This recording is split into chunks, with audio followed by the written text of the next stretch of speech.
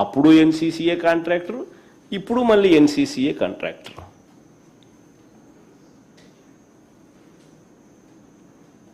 అలా ఇవన్నీ సుమా ఇసుక ఫ్రీ.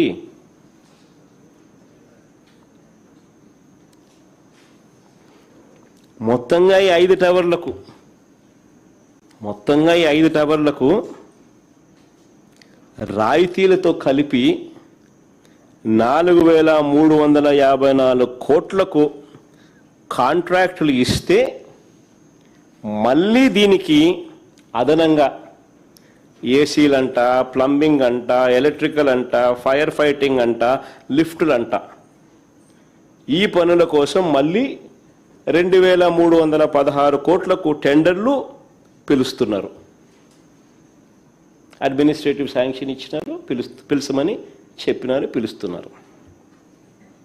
అంటే అన్నీ కలుపుకుంటే మొత్తంగా 5 టవర్లకు 6,671 కోట్ల రూపాయలు. మళ్ళీ దీనికి అదనంగా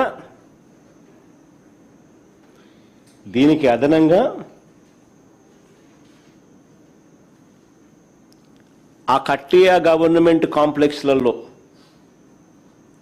అక్కడ ఇన్ఫ్రాస్ట్రక్చర్ అంటే అక్కడ డ్రైనేజు, అక్కడ సీవరేజ్ ట్రీట్మెంట్ ప్లాంటు.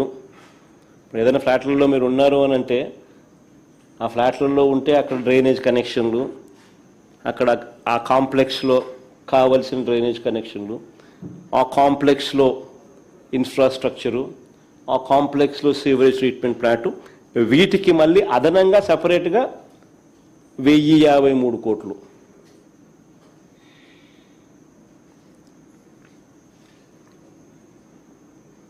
ఎక్కడైనా మీరు ఫ్లాట్లు ఏదన్నా పోయినా కూడా లేకపోతే మీరే కట్టాలనుకున్నా ఫ్లాట్లు కట్టడమే కాకుండా ఆ ఫ్లాట్లకు మీరు ఆ కాంప్లెక్స్లో ఇవన్నీ కూడా ప్రొవైడ్ చేయాలి. అప్పుడే పోయి ఎవరైనా కూడా ఫ్లాట్లలో ఉండగలుగుతారు.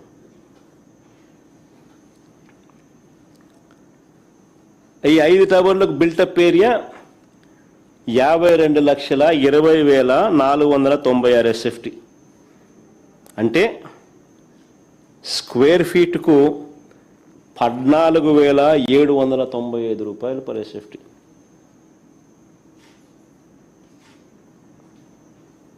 ఈ అడిషనల్ ఇన్ఫ్రాస్ట్రక్చర్ ఏదైతే ఉందో అది తీసినా కూడా 12,779 రూపాయలు పర్ SFT. దీనికి ఆ గవర్నమెంట్ కాంప్లెక్స్లో అడిషనల్ ఇన్ఫ్రాస్ట్రక్చర్, ఈ ఇన్ఫ్రాస్ట్రక్చర్ అంతా 1,053 కోట్లు కూడా కలిపితే స్క్వేర్ ఫీట్కు 14,795 రూపాయలు పర్ SFT. అన్నీ కలిపి 4,500తో చేస్తున్నారు హైదరాబాద్లో, బెంగళూరులో, చెన్నైలో. ఇక్కడ ఇన్ని మినహాయింపులతో ఈ రేట్లు. ఇలా ఇసుక ఫ్రీ, అది మర్చిపోకూడదు అందరం. ఇసుక ఫ్రీ అనేది వెరీ ఇంపార్టెంట్ కదా బిల్డింగ్ కన్స్ట్రక్షన్. 5 టవర్లకు 52,20,496 SFT. ఆశ్చర్యం ఏమిటో తెలుసా, ఒకవైపునేమో ఇంతింత డబ్బులు ఖర్చు పెట్టి కడతా ఉన్నారు, మరోవైపున తాత్కాలిక సచివాలయము, తాత్కాలిక అసెంబ్లీ అని చెప్పి వీటిలో వేస్ట్ చేసిన అమౌంట్ ఎంతో తెలుసా? 1,100 కోట్లు. ఎందుకు కట్టినారయ్యా మరి ఉన్న సచివాలయము, ఉన్న అసెంబ్లీ? 1,100 కోట్ల రూపాయలు ఖర్చు పెట్టి కట్టినారు. ఇప్పుడు అది తాత్కాలికం అంట అని మళ్ళా ఇప్పుడు ఇంత కడతా ఉన్నారు. 6,671 కోట్లు ప్లస్ 1,053 కోట్లు పెట్టి మళ్ళా కడతా ఉన్నారు. అంటే 1,100 కోట్లు ఏం కావాలా? గంగలో పోసినట్టే కదా. తెలంగాణలో కేసీఆర్ గారు ఈ మధ్యకాలంలోనే సెక్రటేరియట్ బిల్డింగును 28 ఎకరాల్లో కట్టినాడు. 10 లక్షల SFT, అంతకన్నా ఎక్కువ. అదే చాలా లిబరల్. 615 కోట్లతో కట్టినాడు. పార్లమెంటు, దేశ రాజధాని ఢిల్లీలో పార్లమెంటు కొత్త భవనం 970 కోట్లు.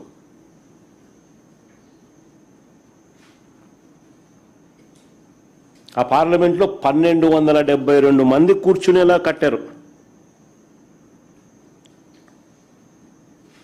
మరి పార్లమెంటు దేశం మొత్తం చూస్తుంది. ఆ లెవెల్లో వాళ్ళు కడితే మన అసెంబ్లీ ఎంతో తెలుసా ఇప్పుడు కట్టేది? 1449 కోట్లు. పార్లమెంటు దాటినాం, కేసీఆర్ నెంబర్కు డబల్.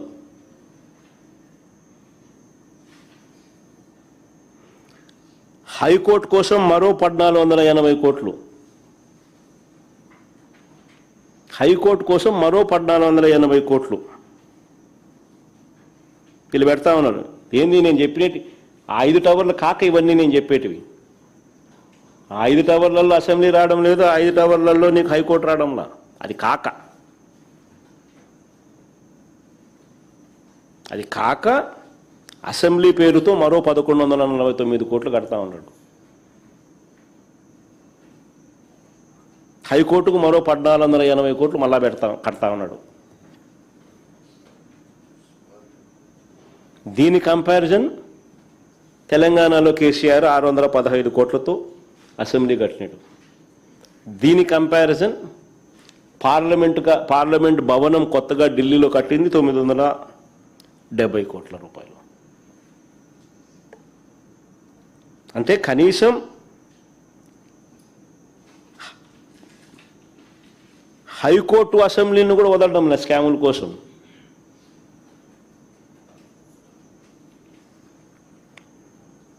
ఈయన దుబారా కోసం, ఈయన విచ్చలవిడి దోపిడీ కోసం చివరకు సరే మిగతా వాటిలో స్కాములు ఇంకా ఎక్కువ కనిపిస్తూ ఉన్నాయి 5 టవర్లలో, అటువంటి పనులలో. కానీ హైకోర్టులు అండ్ అసెంబ్లీని కూడా వదలడంలా, చట్టసభలు కూడా వదలడంలా.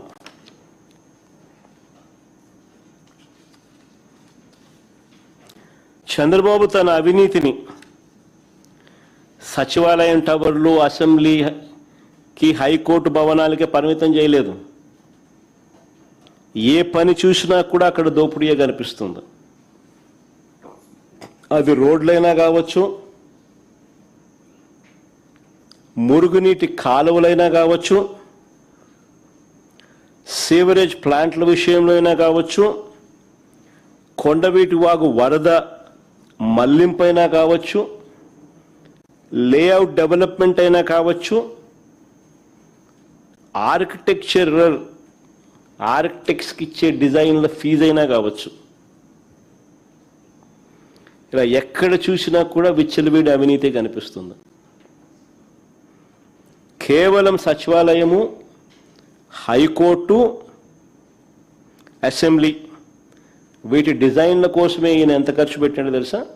401 కోటి డిజైన్ల కోసం, బొమ్మలు వేసిన దానికి.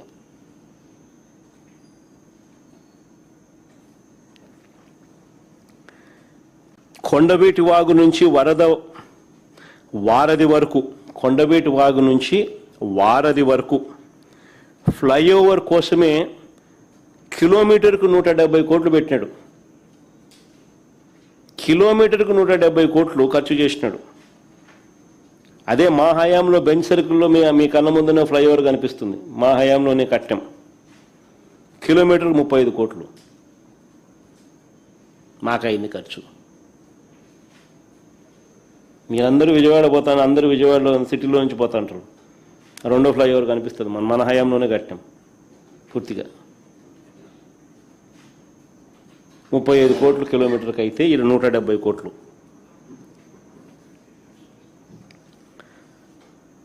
నాకు నిజంగా ఒక్కోసారి అనిపిస్తుంది బంగారంతో ఏమైనా కడతానారా ఆడేమన్నా అని చెప్పి. బంగారు బిస్కెట్లు ఏమైనా లోపల ఏమైనా పెట్టినారా? స్మార్ట్గా బంగారు బిస్కెట్లు కనపడేట్టుగా పెట్టినారా? అమరావతిలో మిగిలిపోయిన 6 లేన్ రోడ్లు వేయడానికి ఎంత తెలుసా? కిలోమీటర్కి 53 కోట్లు. అదే నేషనల్ హైవే టెండర్లు పిలుస్తూ ఉంటారు దేశమంతా, కిలోమీటర్కి 20 కోట్లు వాళ్ళకి యావరేజ్ ఖర్చు. 6 లేన్, మన దగ్గర 53 కోట్లు కిలోమీటర్కి.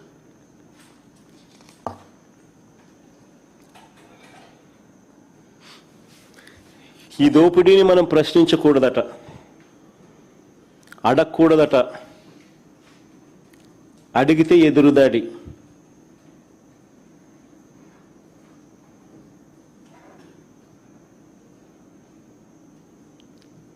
అడిగితే అమరావతికి మీరు వ్యతిరేకం.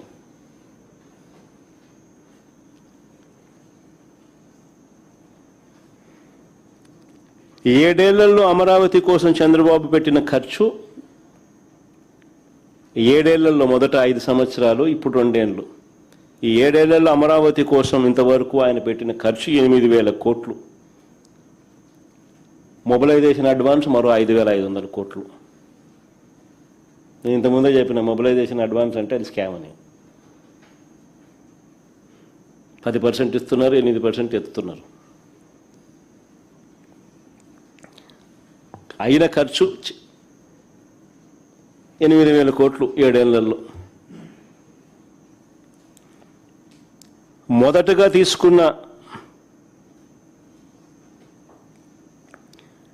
నేను అడుగుతా ఉన్నా, ఈ 8,000 కోట్లలో ప్లస్ మొబిలైజేషన్ 5,500 కోట్లలో మనకి ఏం కనిపిస్తూ ఉన్నాయి? స్కాములు తప్ప. మొదటగా తీసుకున్న 50,000 ఎకరాలకే దిక్కులేని పరిస్థితిలో, మొదటగా తీసుకున్న 50,000 ఎకరాలు, ఆ 50,000 ఎకరాలకు బేసిక్ ఇన్ఫ్రాస్ట్రక్చర్ కోసమే ఖర్చు అయ్యే ఎకరాకు 2 కోట్ల రూపాయలు చొప్పున, ఆ 1,00,000 కోట్లకే దిక్కులేని పరిస్థితిలో మళ్ళీ ఇంకో 50 ఎకరాలు, ఇంకొక 50,000 ఎకరాలు తీసుకుంటానని చెప్పి భవనాలు కాకుండా కేవలం ల్యాండ్ డెవలప్మెంట్ కోసం, అంటే కేవలం బేసిక్ ఇన్ఫ్రాస్ట్రక్చర్ కోసం, రోడ్లు, డ్రైనేజీలు, కరెంటు, నీటి, వీటి కోసం 2 లక్షల కోట్లు 2 లక్షల కోట్లు పెట్టలేమని తెలిసినా కూడా, సాధ్యం కాదు అని తెలిసినా కూడా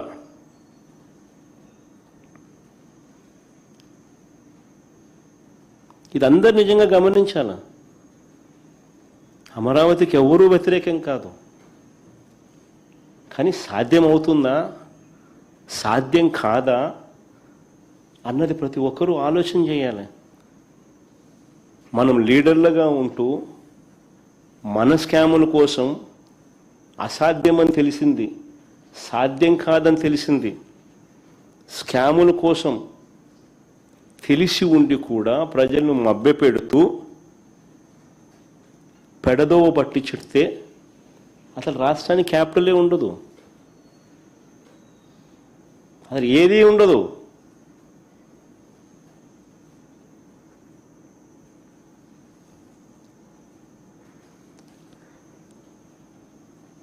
డెవలప్మెంట్ కోసమే ఇటు రోడ్లు అక్కడ వేయడానికి, కరెంటు వేయడానికి, ఎలక్ట్రిసిటీ, సివరేజ్ కనెక్షన్లకు, ఇటువంటి బేసిక్ ఇన్ఫ్రాస్ట్రక్చర్ కోసమే 2 లక్షల కోట్లు అవసరమని తెలిసినా కూడా అది అసాధ్యమని చెప్పి కళ్ళ ముందే కనిపిస్తూ ఉన్నప్పటికీ ఇంకా రైతుల్ని, ప్రజల్ని మభ్యపెట్టాలని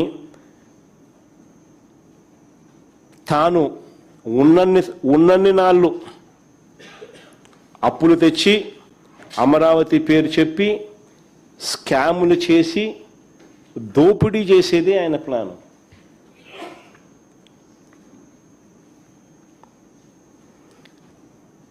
ఈ దోపిడీ నుంచి డైవర్షన్ కోసమే అసెంబ్లీలో తీర్మానాలు అంటూ డ్రామాలు.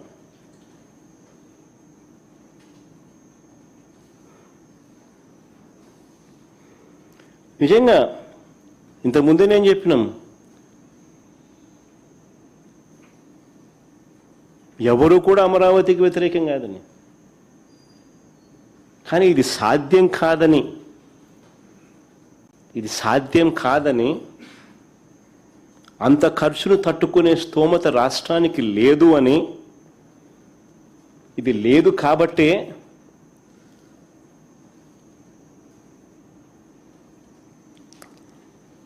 ప్రజలకు భారం ఉండకూడదని రాష్ట్రంలో ఇతర ప్రాంతాలను రోడ్డు మీద పడేయకూడదు అని, అభివృద్ధి సంక్షేమం ఆగిపోకూడదు అని హైదరాబాదు, చెన్నై, బెంగళూరు లాంటి మెట్రో నగరాలతో పోటీ పడే పరిస్థితి మనకు కూడా ఒక గ్రోత్ ఇంజిన్ ఉండాలని ఆరాటంతో రాష్ట్రంలో ఉన్న అతిపెద్ద సిటీ విశాఖపట్నంకు అలాంటి అవకాశాలు ఉన్నాయి అని చెప్పి దాన్ని ఎగ్జిక్యూటివ్ క్యాపిటల్గా చేశాం. స్వార్థమేమి లేదు. మోస్ట్ ప్రాక్టికల్గా సాధ్యమయ్యే పని, రాష్ట్రానికి గుదిబండ కాకుండా మరోవైపున ప్రజలకు అభివృద్ధి సంక్షేమ ఫలాలు అందిస్తూ రాష్ట్ర ప్రభుత్వం తాను చేయాల్సిన బాధ్యతలు నిర్వహిస్తూ మోస్ట్ ప్రాక్టికల్గా ఏది చేస్తే బాగుంటుంది అని చెప్పి రాష్ట్రంలో ఉన్న అతిపెద్ద నగరమైన విశాఖపట్నాన్ని ఎగ్జిక్యూటివ్ క్యాపిటల్గా చేస్తూ ఆ దిశగా అడుగులు వేశాం మేము.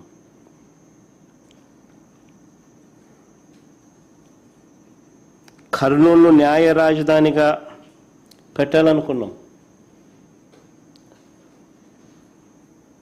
శ్రీబాగ్ ఒడంబడిక మెడ్రాస్ ప్రెసిడెన్సీ నుంచి చూస్తే కొన్ని సంవత్సరాలు, కొద్ది రోజుల పాటు కర్నూలు రాజధానిగా ఉండేది. హైదరాబాదు తెలంగాణ ఎప్పుడైతే జాయిన్ అయిందో, భాషా ప్రవక్త రాష్ట్రాల కింద ఎప్పుడైతే ఆవిర్భావం చెందిందో, అప్పుడు హైదరాబాదుకు అవకాశం ఇస్తూ అప్పటిదాకా కర్నూలు రాజధానిగా ఉన్న ప్రాంతాన్ని అప్పుడు శ్రీబాగ్ ఒడంబిక ప్రకారం అక్కడ హైకోర్టు పెట్టాలని చెప్పి ఒక ఒప్పందం కుదిరింది. దాన్ని గౌరవిస్తూ కర్నూలును న్యాయ రాజధానిగా పెట్టాలనుకున్నాం. అమరావతిని శాసన రాజధానిగా కొనసాగించాలని చెప్పి కూడా నిర్ణయించాం. తీసేయాలనుకోలేదు ఎప్పుడు కూడా. సాధ్యం కాదు కాబట్టే మోస్ట్ ప్రాక్టికల్ సొల్యూషన్ తీసుకొచ్చడం. మా ఆలోచనలలో ఎక్కడా కూడా అమరావతిని నిర్లక్ష్యం చేయలేదు. ఇన్ఫ్యాక్ట్ ఈ ప్రాంతంలో 5 ఏళ్ల పాటు రైతుల కౌలును పెంచడం, రాజధానిలో ఇచ్చే పెన్షన్లు 5,000 కూడా మేము తీసుకుపోయినాం. ఈ ప్రాంతంలో ప్రజలకు మంచి చేయాలని, రైతులకు మంచి చేయాలని చేస్తాం. ఇవన్నీ కూడా మా ఆలోచన అంతా కూడా ఆచరణాత్మక ఆలోచనలు, మోస్ట్ ప్రాక్టికల్ ఆలోచనలు, సాధ్యమయ్యే ఆలోచనలు. ప్రభుత్వం తన బాధ్యతగా ప్రజలకు చేయాల్సిన ప్రతి మేలు కూడా చేస్తూ ప్రభుత్వం మీద, ప్రజల మీద అప్పుల భారం మోపకుండా అతి తక్కువ పెట్టుబడితో విశాఖపట్నంలో ఆల్రెడీ అక్కడే ఉన్న ఇన్ఫ్రాస్ట్రక్చర్కు కాస్త మెరుగులు దిద్ది అదనంగా కొన్ని భవనాలు కడితే చాలు ఒక గ్రోత్ ఇంజిన్లా మారుతుంది. దీనికోసం కేవలం 10,000 కోట్లు ఖర్చు పెడితే చాలు. అది కూడా ఒకేసారి పెట్టాల్సిన అవసరం లేదు. సంవత్సరానికి 2,000 కోట్లు చొప్పున 5 ఏళ్లలో పెడితే చాలు. ఆటోమేటికలీ విశాఖపట్నం ఈ స్థాయి నుంచి ఈ స్థాయికి వెళ్ళిపోతుంది. ఒక గ్రోత్ ఇంజిన్ తయారవుతుంది. చదువుకున్న మన పిల్లలకు ఎక్కడికెక్కడికో, చెన్నైకో, బెంగళూరుకో, హైదరాబాదుకో ఇలాంటి నగరాలకు పోవాల్సిన అవసరం లేకుండా మనకు కూడా ఒక మహానగరం తయారవుతుంది అని చెప్పి ఆరాటపడ్డాం.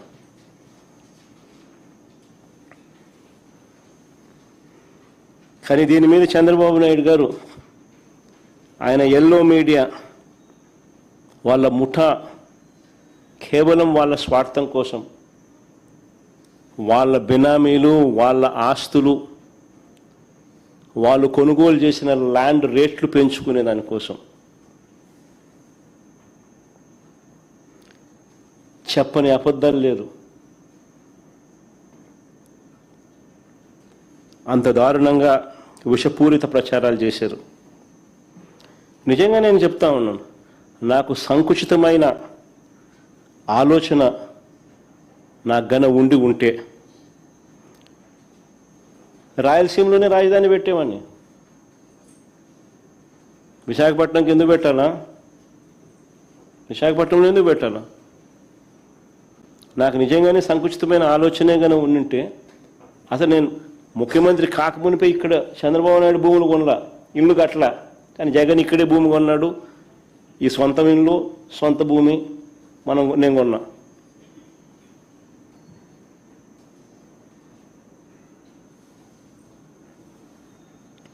నాకే నిజంగా సంకుచితమైన ఆలోచనే ఉండింటే అమరావతిని లెజిస్లేటివ్ క్యాపిటల్గా ఎందుకు చేస్తాను? చేయాల్సిన అవసరమే ఉంది.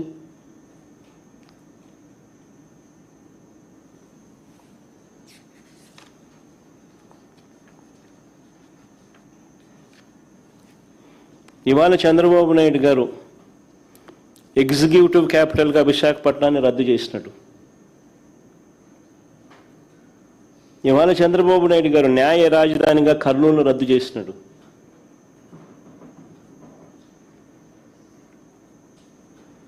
పోనీ అమరావతిలో 2 లక్షల కోట్లు ఎప్పుడు పెట్టగలడో చెప్పగలడా?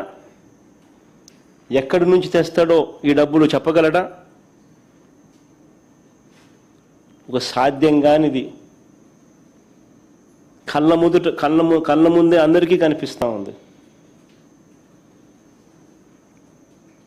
దానికోసం అని చెప్పి ఒక భ్రమ కల్పిస్తూ స్కాములు చేస్తూ ఫ్యూచర్లో కూడా రాష్ట్రానికి ఒక గ్రోత్ ఇంజిన్ అనేది లేకుండా చేస్తూ ఉన్నాడు. ఫ్యూచర్లో కూడా రాష్ట్రం అటువైపున హైదరాబాద్ పెరుగుతూ ఉంటుంది, అటువైపున బెంగళూరు పెరుగుతూ ఉంటుంది, అటువైపున చెన్నై పెరుగుతూ ఉంటుంది. కానీ మన రాష్ట్రం మాత్రం ఫ్యూచర్లో కూడా పెరగనివ్వకుండా చంద్రబాబు నాయుడు రాష్ట్రం మీద కుట్ర చేస్తూ ఉన్నాడు తన స్కాముల కోసం.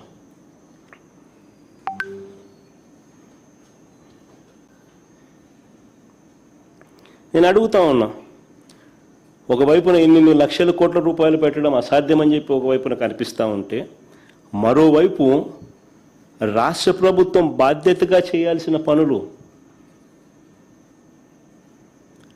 ప్రజలకు చేయాల్సిన మంచి, ఇవన్నీ కూడా ఆగిపోతా ఉన్న పరిస్థితులు.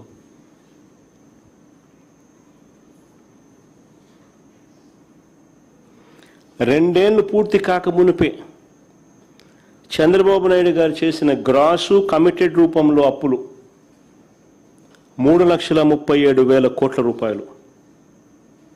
ఈరోజు అప్పు చేస్తే తప్ప జీతాలు కూడా ఇవ్వలేని పరిస్థితి.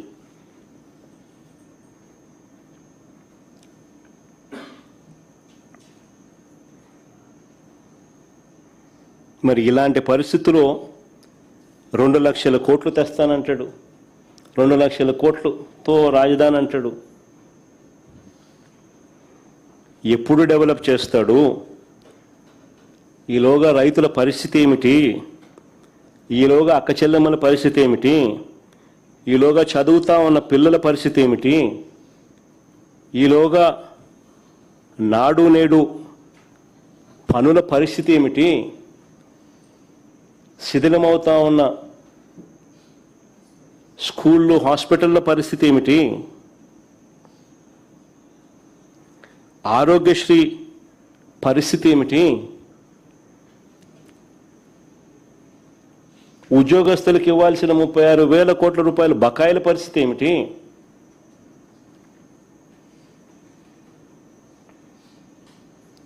ఇక తప్పనిసరిగా ప్రభుత్వం చేయాల్సిన బాధ్యతలు, వీటి పరిస్థితి ఏమిటి?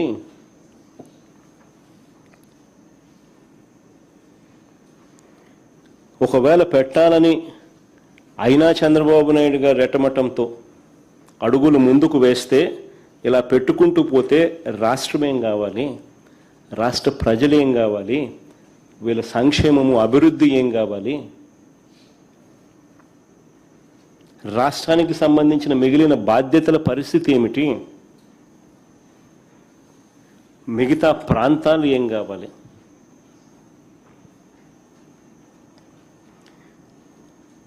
ఇన్నాళ్ళు చంద్రబాబు నాయుడు గారు ఏమంటా ఉన్నారు ప్రజలను మభ్యపెడుతూ? అమరావతి సెల్ఫ్ ఫైనాన్స్ ప్రాజెక్ట్ అని ప్రజలను మభ్యపెడుతూ ఇన్ని సంవత్సరాలు అంటా ఉన్న మాటలు. అమరావతి సెల్ఫ్ ఫైనాన్స్ ప్రాజెక్ట్ అని రాష్ట్రంలోని ప్రజలందరినీ కూడా చంద్రబాబు నాయుడు గారు ఇన్ని సంవత్సరాలు మభ్యపెడుతూ వచ్చాడు. నేను అడుగుతా ఉన్నా ఇదే చంద్రబాబు నాయుడు గారిని,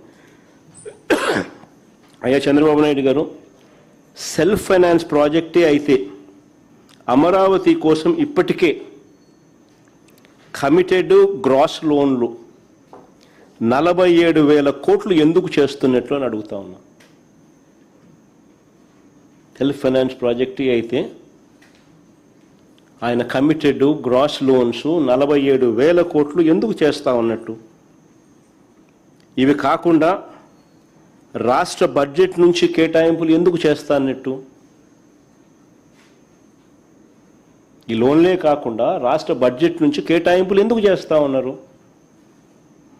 రాజధాని కోసం తెస్తున్న రుణాలకు రాష్ట్ర ప్రభుత్వం నుంచి గ్యారంటీలు ఎందుకు ఇస్తా ఉన్నారు? ఇదే సెల్ఫ్ ఫైనాన్స్ ప్రాజెక్టే అయితే ఎందుకు రాష్ట్ర ప్రభుత్వం నుంచి రాజధాని కోసం తెస్తున్న రుణాలకు రాష్ట్ర ప్రభుత్వం నుంచి గ్యారంటీలు ఎందుకు ఇస్తున్నట్టు? భూములు అమ్మి డబ్బు తెస్తానని చెప్పిన వాడివి ఇన్ని వేల కోట్ల రూపాయల అప్పులు ప్రభుత్వ ఖజానాపై ఎందుకు భారం మోపుతున్నారని అడుగుతా ఉన్నా.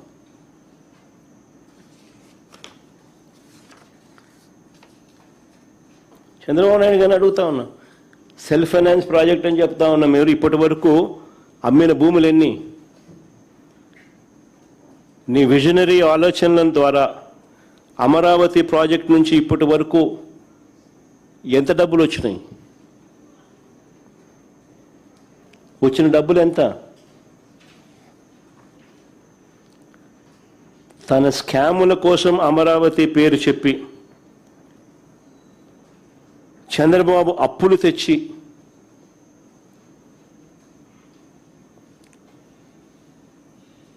దాని ప్రభావం ఇంతకుముందే నేను చెప్పా, రాష్ట్రంలో ఇప్పటికే దాని ప్రభావం కనిపిస్తూ ఉంది అని చెప్పి.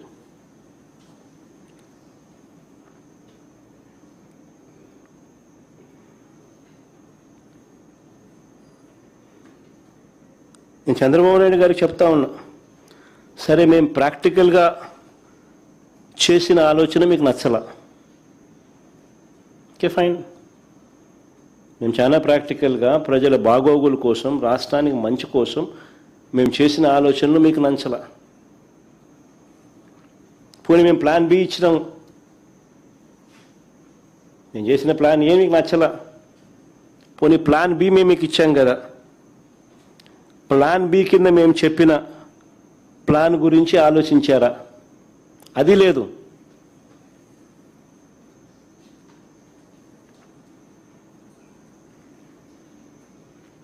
కొద్ది నెలల కిందట నేను చెప్పిన మచిలీపట్నం టు విజయవాడ 70 కిలోమీటర్లు, విజయవాడ టు గుంటూరు మరో 40 కిలోమీటర్లు. మచిలీపట్నంలో మేము కడతా ఉన్న పోర్టు, మా హయాంలో పోర్టుకు శ్రీకారం చుట్టాం, పనులు మొదలుపెట్టాం, పర్మిషన్లు తెచ్చాం, ల్యాండ్ ఇచ్చాం, ల్యాండ్ కొనుగోలు చేసినాం, ఇచ్చినాం, ఫైనాన్షియల్ క్లోజర్ కంప్లీట్ చేసినాం. ఎవరితో ప్రమేయం లేకుండా దానికి డబ్బులు వచ్చేట్టుగా ఏర్పాట్లు చేశాం.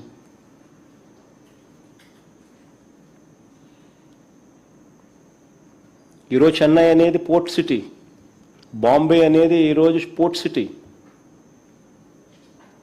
ప్లాన్ బి కింద మేము చెప్పినాం, మచిలీపట్నం టు విజయవాడ 70 కిలోమీటర్లు, విజయవాడ టు గుంటూరు మరో 40 కిలోమీటర్లు, మొత్తం ఈ 110 కిలోమీటర్లు నేషనల్ హైవే రోడ్డు ఉంది.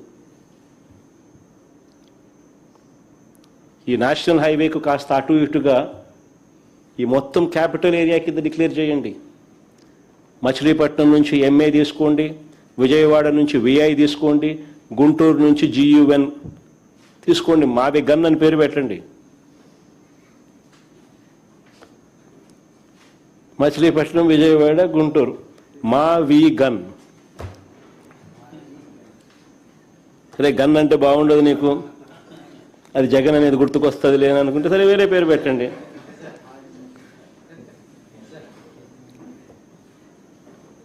మచిలీపట్నం నుంచి ఎంఏ తీసుకోండి, విజయవాడ నుంచి విఐ తీసుకోండి, గుంటూరు నుంచి GUN తీసుకోండి, మావి గన్ అని పెట్టండి. బ్రహ్మాండమైన 110 కిలోమీటర్లు క్యాపిటల్ ఏరియాని డిక్లేర్ చేయండి, కారిడార్ కింద క్యాపిటల్ ఏరియాని. కనీసము ప్లాన్ బి అన్న కనీసం పిక్చర్లోకి వస్తే అట్లీస్ట్ నువ్వు పెట్టే 2 లక్షల కోట్ల రూపాయలు ఈ రాజధాని ప్రాంతంలో, అది అయ్యేది కాదు, సచ్చేది కాదు. ఆ 2 లక్షల కోట్లలో 10% పెడితే చాలు. ఈ మచిలీపట్నంకు, ఈ విజయవాడకు, ఈ గుంటూరు మధ్య కనెక్టివిటీ కోసం, రింగ్ రోడ్లు, ఇతరాతర పనుల కోసం, ఇతర మౌలిక సదుపాయాలు, చిన్న చిన్న మౌలిక సదుపాయాల కోసం 10% పెడితే చాలు. ఈ మావి గన్, ఈ క్యాపిటల్ ప్రాంతం ఫ్యూచర్లో ఎకనామిక్ ఇంజిన్ అవుతుంది.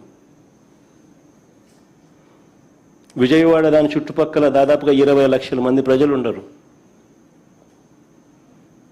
గుంటూరులో దాదాపుగా 10 లక్షల మంది ప్రజలు ఉన్నారు. మచిలీపట్నంలో దాదాపుగా 3-4 లక్షల మంది ప్రజలు ఉన్నారు. దాదాపు ఇంత జనాభా ఉన్న, దాదాపు 35-40 లక్షల మంది జనాభా ఉన్న ప్రదేశంలో కాస్త ఖర్చు పెడితే అదొక మహానగరంగా, ఒక గ్రోత్ ఇంజిన్గా ఎదుగుతుంది అని ఆలోచన చెప్పినాం. ఇది నచ్చల, మావి గన్ కూడా నచ్చల మీకు.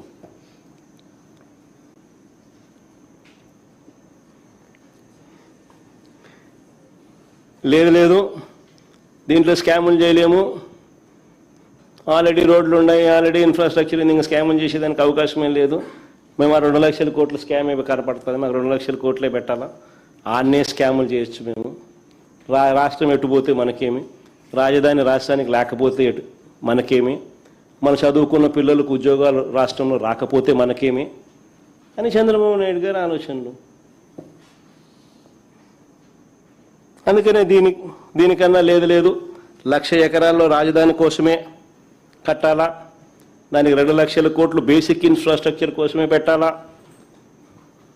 అక్కడ అక్కడే రోడ్లు వేయాలా, అక్కడే డ్రైనేజీలు వేయాలా, అక్కడే వాటర్ కనెక్షన్లు ఇవ్వాలా, అక్కడే కరెంటు. నా జీవితం అంతా అదే చేస్తూ ఉంటా, దానికోసమే అప్పులు చేస్తా, దానికోసమే స్కాములు చేస్తా అని అంటే నిజంగా పెట్టలేరని తెలిసి, అసాధ్యమని చెప్పి తెలిసి, ఉట్టి బేసిక్ ఇన్ఫ్రాస్ట్రక్చర్ కోసమే 2 లక్షల కోట్లు, అది ఇప్పుడు